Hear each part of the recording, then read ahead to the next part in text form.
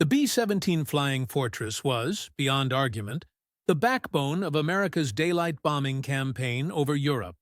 But climbing into one demanded an almost unthinkable level of nerve, because the chances of returning were grim. Roughly half of all crewmen were killed, wounded, or taken prisoner. The experiences of those who did make it back only hint at how brutal operating a fortress really was. We'll get to those in a moment. First, the backdrop. When the United States entered World War II, it joined Britain in a vast combined air offensive against Nazi Germany. The aim was sweeping, cripple Germany's capacity to wage war from the air. Level factories, wreck infrastructure, halt military production. Do that, and maybe a full-scale invasion wouldn't even be necessary. Allied leaders believed the war's outcome could be decided in the skies. Their central instrument was the B-17, America's solution to the challenge of strategic bombing. A high-flying sledgehammer meant to smash industry from 30,000 feet. Its nickname, the Flying Fortress, wasn't empty bravado. By the time the definitive B-17G arrived, it bristled with 13 50-caliber machine guns covering virtually every approach. Waist, tail, and top turret gunners handled threats from the sides and above. The ball turret guarded the belly. Attacking a B-17 from almost any angle meant diving into a storm of fire. Why all that armament? And why did so many still go down? Start with German defenses. Unlike the RAF, which shifted to night raids, the U.S. insisted on daylight precision bombing. The theory said tightly packed formations with overlapping fields of fire could claw through flak and fighters, strike targets accurately, and come home intact. On paper, it made sense.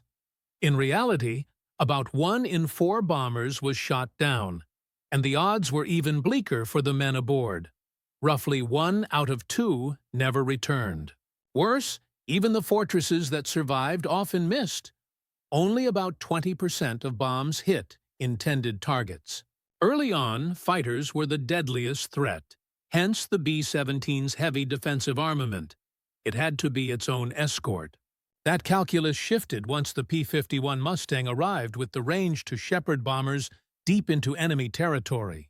Under Mustang protection, the balance against the Luftwaffe began to tilt.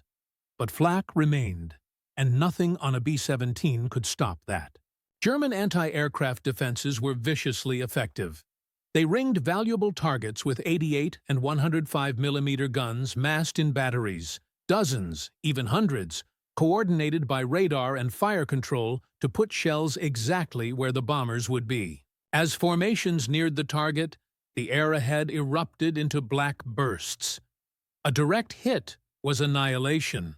Near misses showered shrapnel that shredded aluminum skins, severed control cables, ruptured fuel tanks, and tore through crew stations.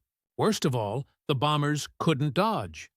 Doctrine demanded tight formation and a rock-steady platform so the bombardier could aim. No weaving, diving, or evasive moves. Crews had to fly straight into it and hope to emerge on the far side. You saw the price in real time. A fortress would take a hit, trail smoke, then peel away, sinking toward the earth. You'd watch and hope for parachutes. Usually, there weren't any. And the trip home after bombs away wasn't safe either. Many never made it back. Yet, the B-17 earned a reputation for sheer toughness. The sight of maimed fortresses limping over the channel became disturbingly routine. Engines dead, skins ripped, whole sections missing, still clawing for home. Consider the one that returned in 2 pieces, almost literally. On February 1, 1943, a group of B-17s left Biskra, Algeria, bound for German-held seaports in Tunisia. One was nicknamed All-American. The bombing went to plan, and the formation began the 300-mile return when 2 Messerschmitts attacked head-on. All-American's gunners flamed the first. The second, its pilot wounded, spun out of control and clipped All-American's tail. The fighter's wing sliced deep into the fuselage, nearly severing the tail. The tail gunner suddenly found himself riding what amounted to a separate aircraft, the aft section held by a few twisted metal strips and a sliver of floor. From a nearby bomber, Lieutenant Charles Cutforth snapped a photo that became one of the war's most surreal images. A B-17 still flying with its tail hanging, swinging in the slipstream. 2 engines were out. The left horizontal stabilizer was gone, the left elevator missing, the vertical fin and rudder mangled, and most control cables to the rear cut. By any logic, the airplane should have been lost. But the autopilot had been engaged at the instant of impact. Instead of relying on the severed mechanical linkages, the system used electrical wiring and servos, giving the pilots just enough authority to keep her steady. The formation throttled back to escort their crippled comrade, and watched, stunned, as all Americans stayed airborne, cleared enemy territory, crossed the water, and landed. No serious injuries. The airplane was repaired and sent back to war, flying missions through the end. If that strains belief, what happened to Alan McGee is no less improbable.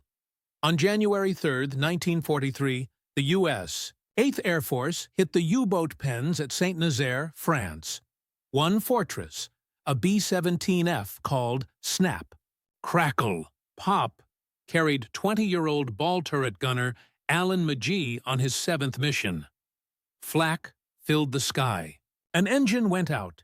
Then a direct hit tore into the right wing. The bomber began to spiral.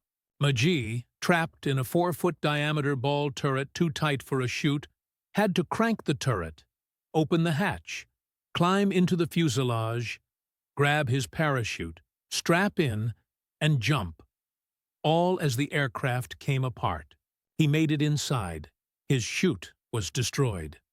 At 20,000 feet, another blast blew him into the open air. He blacked out from cold and hypoxia and fell 4 miles until he smashed through the glass roof of the Saint-Nazaire train station. The angled pains slowed him enough to live. German troops found him barely alive. Broken right arm and leg, injuries to his nose and one eye, and 28 shrapnel wounds. Astonished, they rushed him to a doctor. After treatment, McGee spent 18 months as a POW before liberation in 1945.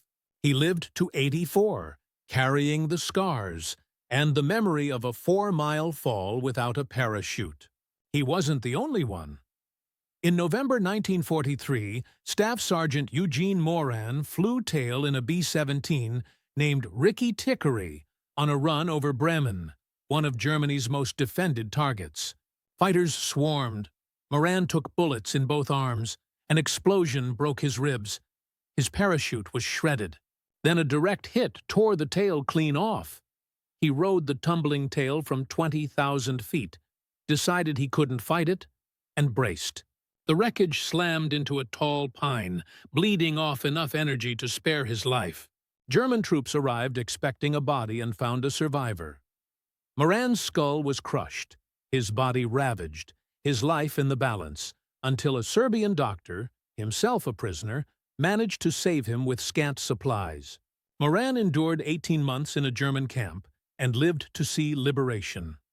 Just months later, in January 1944, near Athens, another tail gunner, James Lay, faced nearly the same fate. His B-17, Skippy, collided with another fortress in thick cloud. Lay, still in the tail, didn't realize the rest of the airplane was gone. He thought his crew fell with him. Trees absorbed the impact and saved him. He climbed out to a grim truth. He was alone. Greek Orthodox monks who witnessed the crash took him in. For those not thrown clear, bailing out was the only chance. Yet even that was perilous. The B-17's exits were narrow, the hatches tight, the suits bulky. Crews often jumped from spinning, burning airframes. Some were knocked out before they cleared the fuselage. Of all fortresses shot down, only about 25% of crewmen managed to bail out and deploy their chutes. And still, Lovely Julie might top them all. On October 15, 1944, over Cologne, a flak shell detonated in the nose just after the bombardier released the bombs. Staff Sergeant George Abbott died instantly. His body, in a tragic final act, absorbed shrapnel that would likely have killed others. The entire nose vanished. Plexiglass, structure, everything, leaving First Lieutenant Lawrence Delancey at 20,000 feet, flying into a howling wind tunnel at 40 degrees and 200 miles per hour. The instrument panel was shredded. No altimeter, compass, or airspeed.